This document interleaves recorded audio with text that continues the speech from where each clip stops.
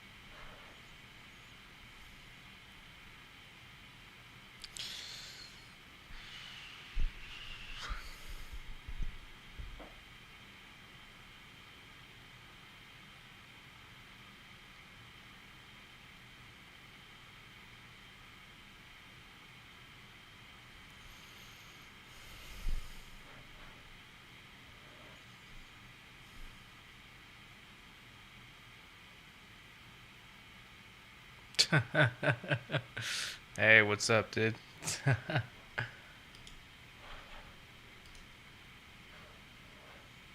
For real, dude. Maybe I'll make one after from this. You never know. If you stick around. What's up, man? Uh,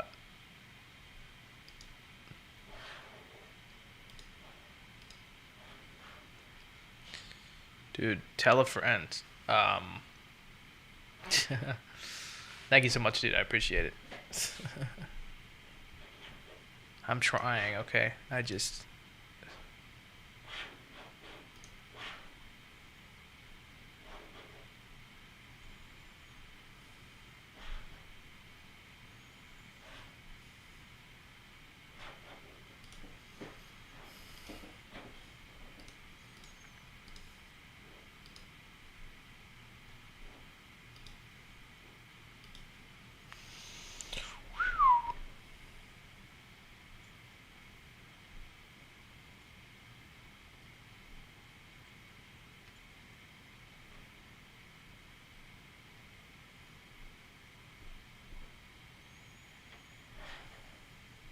yeah, I did.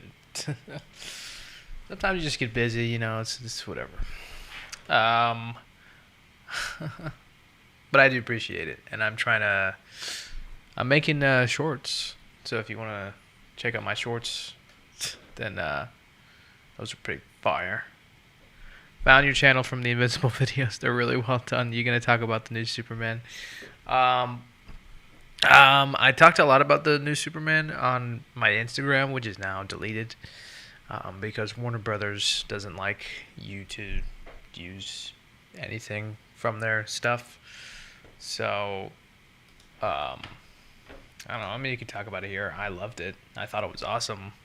I thought it was, a great, promising start for the DCU. I think it's a well structured script.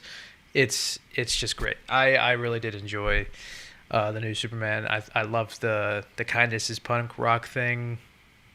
It was pretty great in my opinion, and I think I love James Gunn and stuff. So yeah. I just found your Insta a few days ago. Yeah. They did. Warner Brothers. I used footage from Superman. I used footage from Superman a week ago, and then I got copyright struck, so I got restricted for a few days, and then the other day I did it again, and then they deleted my account. It's like an automated thing. It's not like they have anything against me, besides just being really annoying with copyright. It's like all automated stuff. So they automatically were like, oh, there's content that's ours. Let's flag it. And I haven't had a chance to. So far, I don't think a real person has looked at the situation at all yet. So I'm just kind of waiting. It got deleted, but I sent an appeal. So hopefully somebody will look at it, because I'm legally in the right, because I added my own commentary and thoughts. So technically, I did nothing wrong. It's just all a bunch of automation and currently robots. So, yeah, it's I should get my legally. I should. Did you take trailer clips or clips? I recorded my own clip, in the theater. But even still, I mean. The not recording in the theater is kind of outdated, because I've never pirated footage, and I've never redistributed or sold any. I wasn't even making money off of the video that got copyright struck, or any video really. I don't make any money on Instagram. So yeah, it was from the theater, but that's only for piracy purposes, and I wasn't selling. Yeah, they did. Kind of unfortunate. So, I mean, hey, it is what it is. And I started a new Instagram if you want to follow, at Real Eli Hollingsworth on TikTok. No, on Instagram. I am on TikTok as well, though. I just started it a month ago. So if you want to follow that, then go right ahead. Well, dude, Underground season. Guess what we're going to do? Me and you. We're going to look at some unpopular opinions together. It's a little exclusive. I'm forgetting which one is mine. It's this one, yeah. Whoop, that's my analytics. Let's go here. I want to talk about some unpopular opinions because I want to. That's the title of the video. I'm going to move this. Whoops. Just make this smaller. I want you to see my analytics here. Underground season. What did you say? I'm gonna steal this video idea. Okay, go for it, dude. I don't know, I might copyright strike you or something. Can I move this off of here? Guess not. I'm gonna put this over here. Whatever. What, reacting to unpopular opinion? Well, anyway, we're on Reddit, home of the unemployed, I know. And then we're going to look at some unpopular opinions today. First up, this one. Unpopular opinion, MCU's Fantastic Four and X-Men should remain in a futuristic 60s world. Because honestly, they work better in that setting. Both of these groups are direct creations of that atmosphere and its nuances. And that time frame would be much more suitable for them than a contemporary MCU setting. I mean, this world is already filled with superheroes, superpowered beings, aliens, gods, and other supernatural entities, which takes away a core element of the xenophobia or paranoia about mutant-related hate and discrimination.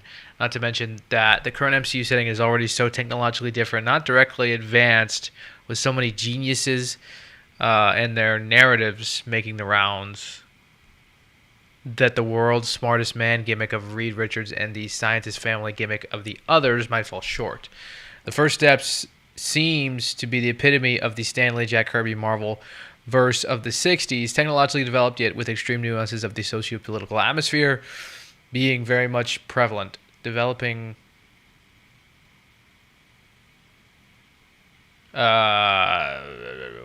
lost my place. Developing that world from the 60s, leading to present times with stories of the X-Men and Fantastic Four would be a better option than just making it a Tuesday meal for Galactus. For Team Up's sake, the rights are already there. They can appear in the main line heroes during any event at any time. Now, I think the idea of this isn't... I mean, I see where the person is coming from. I really just don't agree with this at all, actually.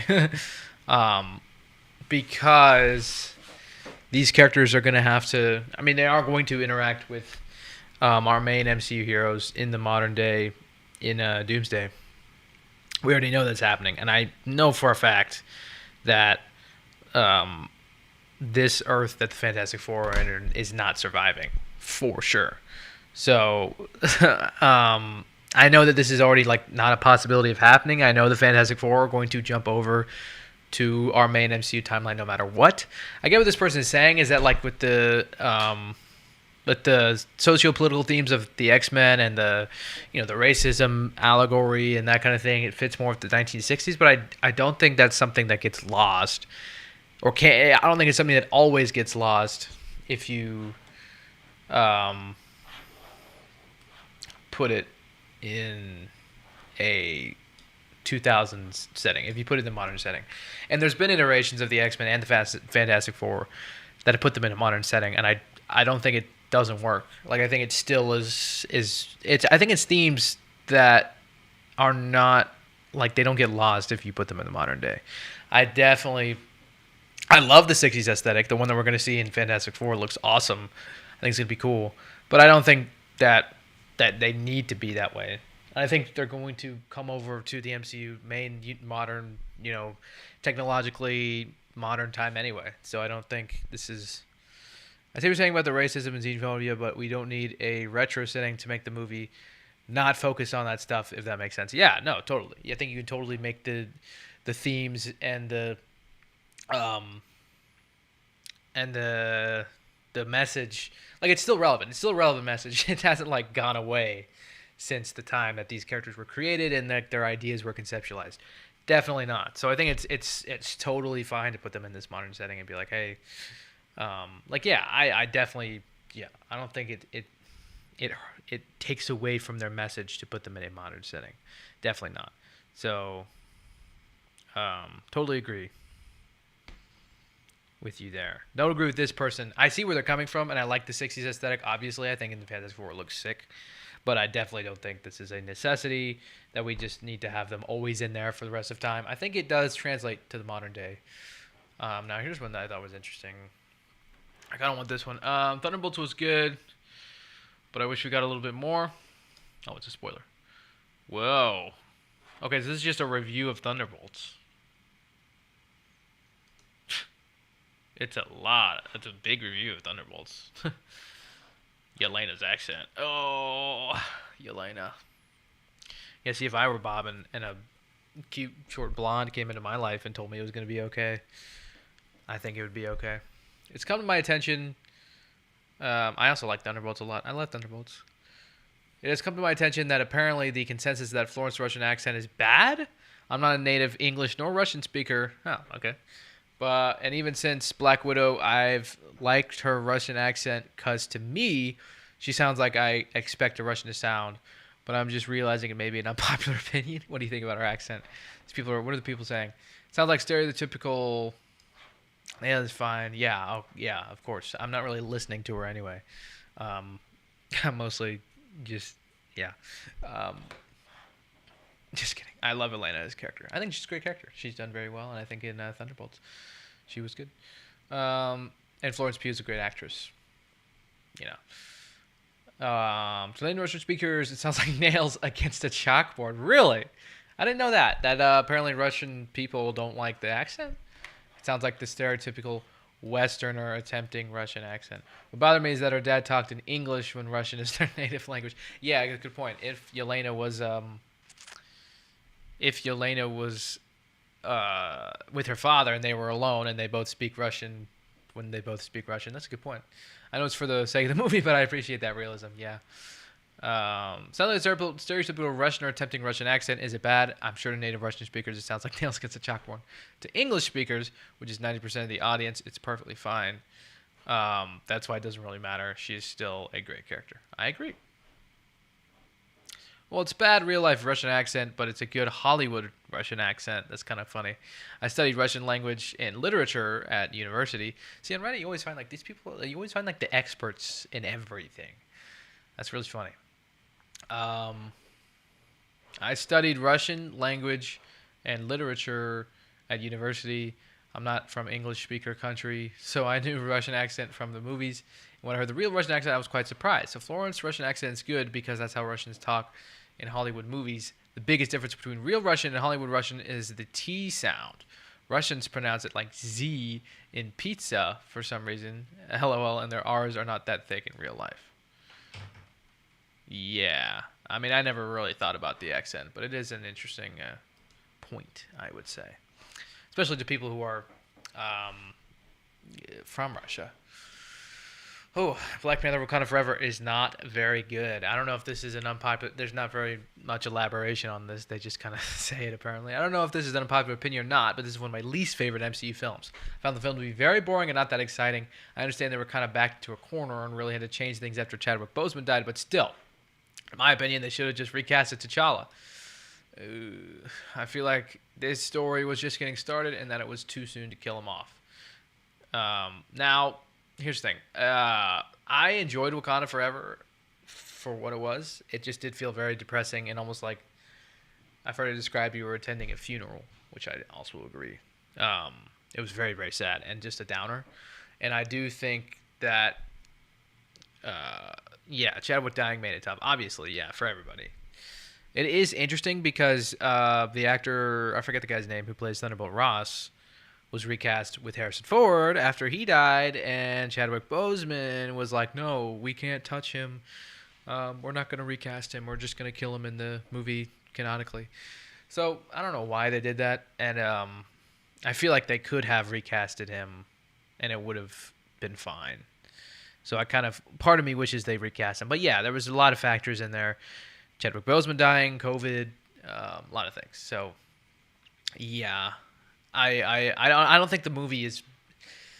I don't think the movie is bad for what it is, though. I think there's just a lot of outside, real world stuff seeping into the film, and that's what kind of brings it down. Brave New World makes me sad because I could have made a banger movie with that. Yeah, I think it was a banger movie. I think there's somewhere down the line that it was a banger movie, but it was just reworked, and instead we had Harrison Ford for 5 minutes, and that was it. Yeah, no, basically the amount that he was in the trailers, he was in the movie. That was so not good. I totally agree with that. I think there was a banger movie in there somewhere. They just reworked it and reshot it and changed it all too much, and that just became a very mid movie. Like, that's what's frustrating about it. You can see the better movie somewhere in there. It's just not what I'm watching on the screen. And this is an interesting one I kind of want to touch on. Daredevil's entire existence should not revolve around Fisk. This is interesting. A while ago, before Born Again premiered, I posted something here about Fisk being overused as a Daredevil villain. It was clearly an unpopular opinion. I got downvoted into oblivion, and people said I was getting ahead of myself because he wasn't going to be the main villain of Born Again. It was going to be Muse and Bullseye. Needless to say, that didn't happen. Muse was wasted in the worst way possible. I agree with that. And Bullseye was barely in the show. It was all about Fisk once again, and it's oblivious. And it's obvious next season is going to be all about him too. I like Fisk as a character, obviously, and D'Onofrio's performance is always a treat to watch, but he is absolutely overused and is making Matt's story redundant. Daredevil has many interesting villains, and it's a shame they're choosing to focus on only one of them, regardless of how good Fisk and the actor's performance are. Not only does it make Daredevil look useless as a hero, since Fisk is basically impossible to get rid of, but it doesn't allow room for the character to grow. He's always facing the same threat. I've gained a new level of appreciation for the Hand plot in Season 2 and Defenders, despite the issues it had because it was something different. I think Fisk is going to have his endgame in Season 2. I agree. D'Onofrio is going to be 70. Yeah, that might be a good point. Underground season, you should definitely watch Daredevil. The original show is incredible. Season 3 is one of the best seasons of television ever in the past 20 years. The original show is awesome, and the new one is very good. In my opinion, I know a lot of people. Some people don't like it. Some fans of the original like it doesn't live up to the original, but in my opinion, it's very good as well. But definitely not as good as the original. And Fisk ends up in prison again. We're gonna have the Batman Joker dilemma. How many times are you gonna put the villain in jail only for him to be released and kill more people till he's 90? That's funny. Yeah, you gotta watch it, bro. It is so good. Like, it is. You'll be hooked as soon as you watch season 1. Season 2 is like all right. I think if you rank the seasons, it goes season 3 is at the top, then season 1, and then season 2 is long and it gets into the Hand, and it wasn't bad, but it definitely wasn't as that Fisk and Matt rivalry, the distinct rivalry between the two of them is just one of the greatest on-screen villain hero fights ever, like Batman and Joker type stuff. Fisk is one character who makes a lot of sense why he would be able to take advantage of our flawed justice system and avoid long-term prison time. Nobody is really ever saying they agree or disagree with this person. Like, do you think he should be a bigger villain or not? People are just saying random things. That's fine. This person says Born Again might have the worst pacing of any show. Okay, and they go in depth on this. So this is definitely not a popular opinion, but what even was the plan with this show? People used to complain about the Netflix shows being slow paced. Do they? I guess, they're all like 20 episodes, so. But at least back then, you could see the direction the story was taking. Born Again is all over the place. It rushes the parts that are important and takes forever on things that are irrelevant. I agree with this. The show is in a constant state of start and stop. I agree, actually, very heavily with this. Another Born Again opinion for Underground season. So sorry about that. It rushes parts important, takes forever on things that are relevant. The series is in a constant state of start and stop. The moment you think something's going to shape up into an important plot point, it gets resolved too quickly or abandoned for several episodes. Some examples. They get Foggy and Karen out of the picture quickly, a huge mistake on its own, to introduce the new support cast, but because we saw precisely nothing of how these people are friends with Matt, the entire relationship feels hollow and fake. That's a good point. Fisk trying to be mayor seemed like a dangerous thing. For sure, Kingpin is planning something nasty that Matt will have to stop. Never mind, Fisk gets elected by the end of the first episode. At the end of the second episode, we learn about these crooked cops with Punisher tattoos. Matt takes precisely zero actions against them other than telling Frank it's his fault. At the end as of episode 7, there has been no news on those guys. There is something brewing between Fisk and Vanessa, but they really are letting that on the slow cook. Episode 5 is straight filler. How do you do so little with the plot and still have a filler episode? Matt finally puts on this suit in episode 6.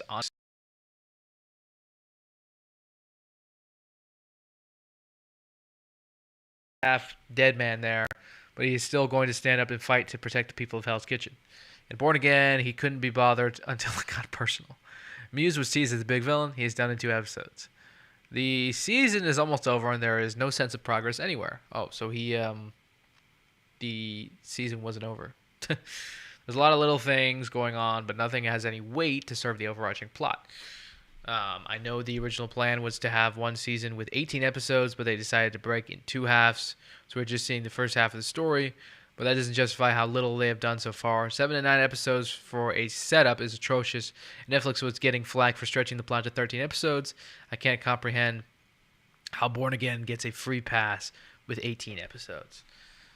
Oh, totally. I totally agree with this, actually. I enjoyed Born Again, but I enjoyed a lot of the individual. Like, I think a lot of the individual scenes were really good. But as a whole, yeah, I agree.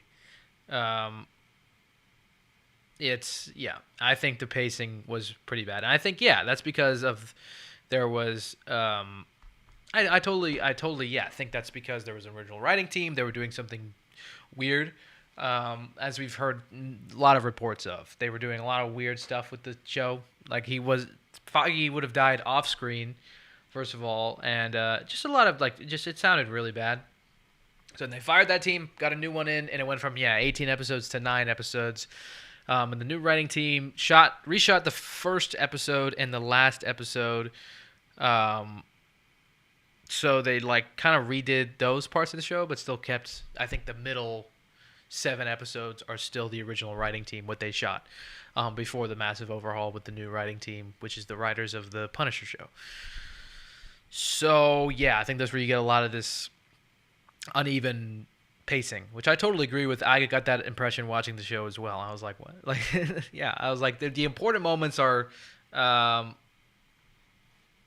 Yeah, I thought that I was like, yeah, this is gonna be important, and then it cuts off and goes to something else that you're like, that's not important. I don't care.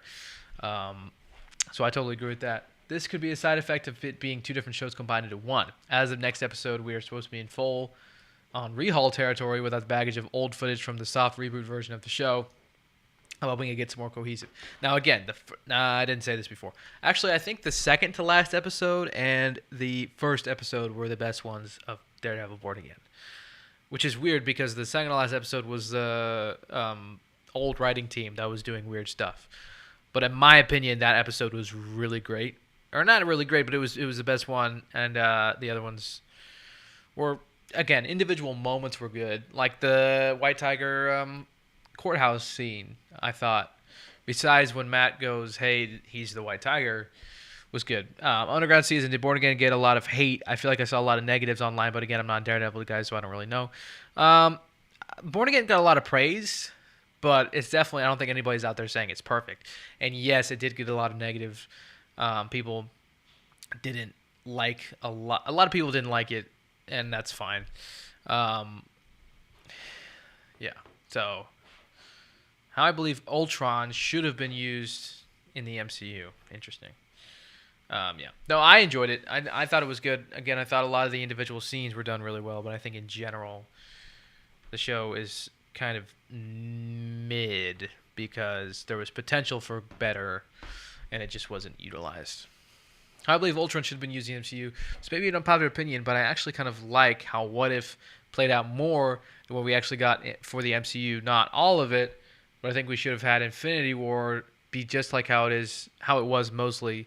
But once Thanos gets all the Infinity Stones, Ultron comes along and kills him, leaving him to be the big bad of the Infinity Saga. I'm just disappointed with how he was used and think he deserved more love. Yeah, I mean, Ultron deserved more, I think, but I don't think he should have come in and killed Thanos. That's weird. That's an interesting opinion. I mean, I get it if you love Ultron, but I don't think he should have been the main villain. That's interesting. Yeah, I don't know. No, I think Ultron was a great villain. I think they did a good job with him. I know people thought he was a little too jokey or whatever, and I didn't mind that. I thought it was cool how he was like, I thought it was cool how he was like Iron Man. You know, like he was an incarnation of Iron Man. So I enjoyed that. I thought that was fine.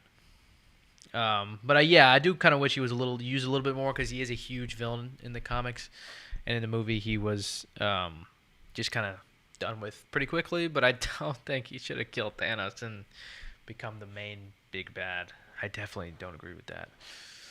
That's a bit whack. Different take on RDJ and Evans' return. No spoiler tags because the other posts. Ricardo's I'm also a huge comics guy, so I can't speak on the source material. I'm also not a huge comics guy. I was like, what? I'm also not a huge comics guy, so I can't speak on the source material. All right. Me neither, actually. I get a lot of my Marvel knowledge. It's weird from like the shows from the early to late 2000s, like Earth's Mightiest Heroes and Spectacular Spider-Man. That's where I get a lot of. My brother and I grew up on that. We love those shows, so I get a lot of my knowledge actually of comic things from that, like Earth's Mightiest Heroes, and then Spectacular Spider-Man, Spider-Man the animated series, X-Men the animated series, like the '90s stuff too. Um, my brother and I loved all of that when we were younger, and we still do actually. Earth's Mightiest Heroes is great. My brother's rewatching through it right now. It's really awesome. So, but yeah, and we kind of from like YouTube videos and stuff. So I don't have a ton of comics, but I do know kind of where things are supposed to go. Like we knew it was going to happen in Endgame and Infinity War. We know about the multiverse stuff. We knew we knew Sam was going to become Cap, like that kind of thing. But yeah, don't read a lot of comics actually, which is kind of invalidates my opinion maybe. What does this guy say? The general consensus with the returns is that some people hate it, some people like to see them back, some people would like them to play something else. My opinion is they come back. I don't want them to not do this right. I want them to play a multiversal version of characters we love. RDJ don't mind his Ultra Charge for Doom. You know what? This is old. Let's unpopular opinion. Show results from all of Reddit. Yeah, sure. No, wait. This is just unpopular opinions. Unpopular Marvel opinion. Check that out. Yeah, so I don't care. Yeah. We're gonna check out. Don't look at my recently searched. Marvel. Gonna do Marvel. And then go to news. So, oh, interesting. Kevin Feige's been doing a lot of talking lately, so I guess we can check that out.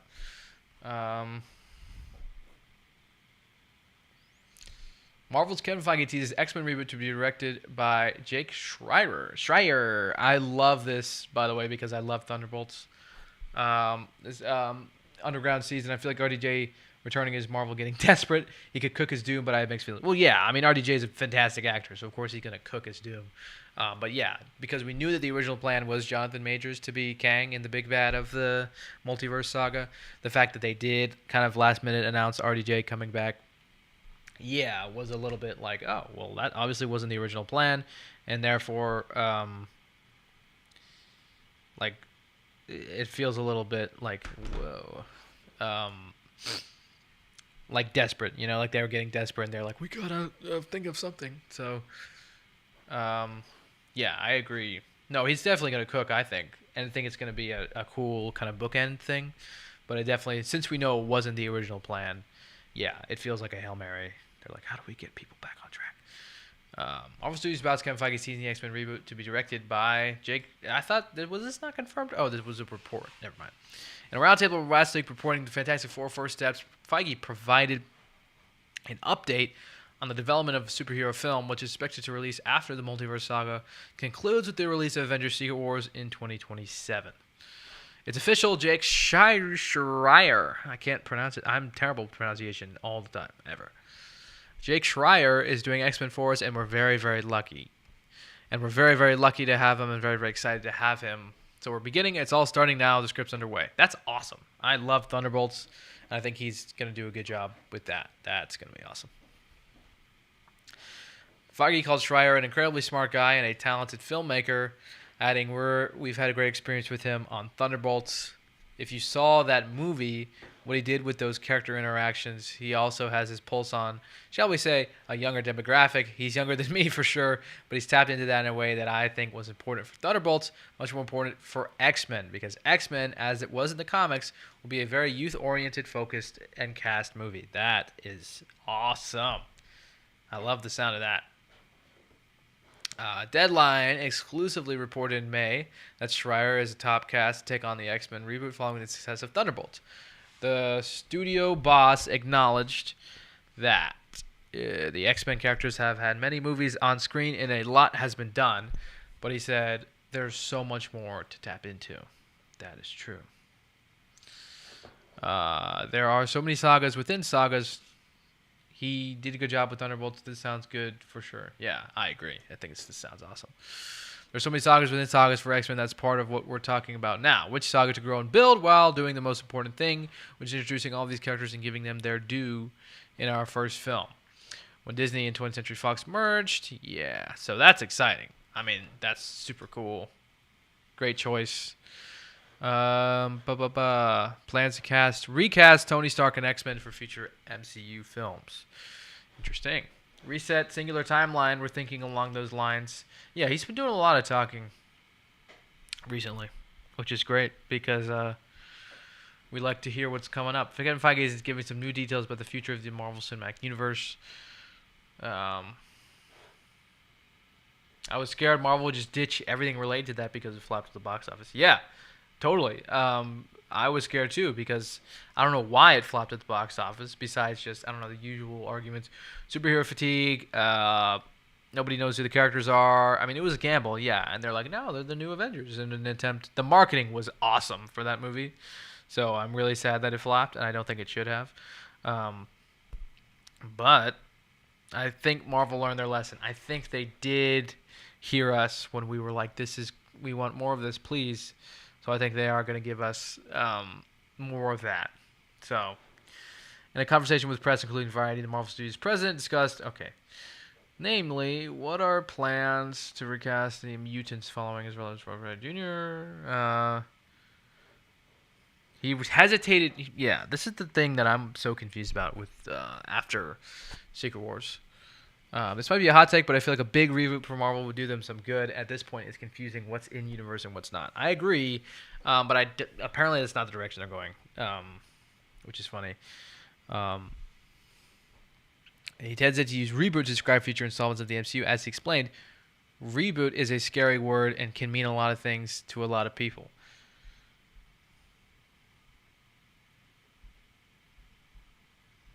Whoops. Sorry about that.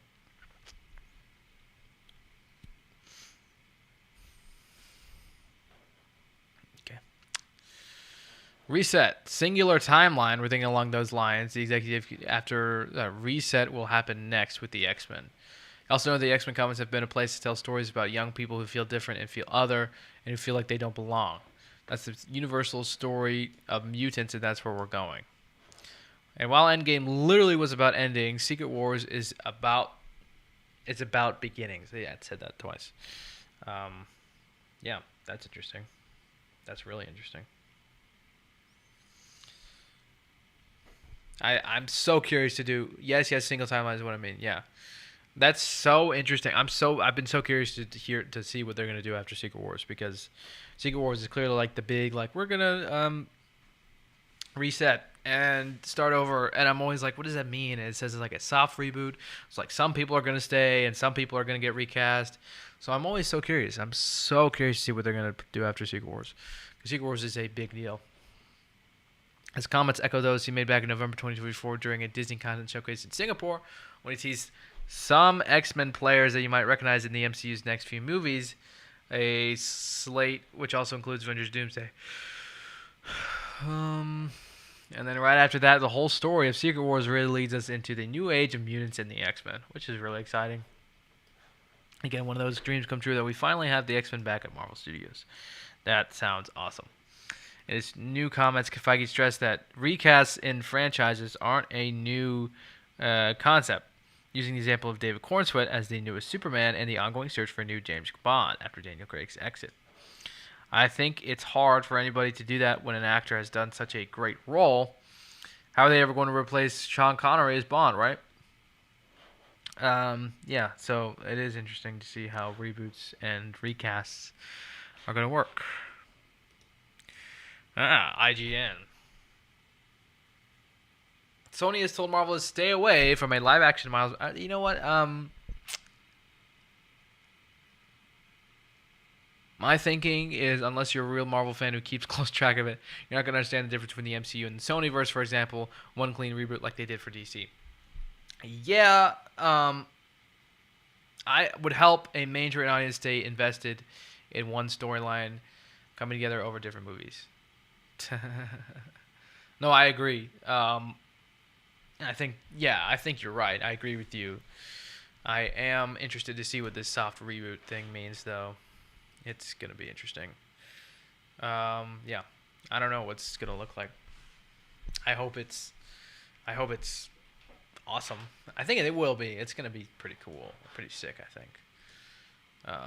But yeah, so I honestly,